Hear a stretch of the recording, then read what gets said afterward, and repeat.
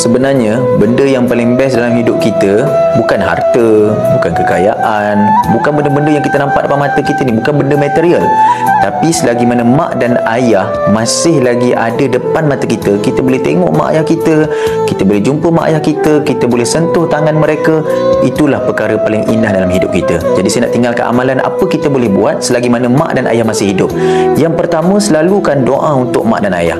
Baca doa, Allahumma ghfir li zunubi wali walidayya warhamhuma kama rabbayana shighara.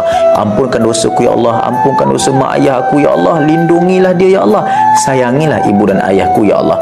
Yang kedua, jangan lukakan hati mak dan ayah. Jangan.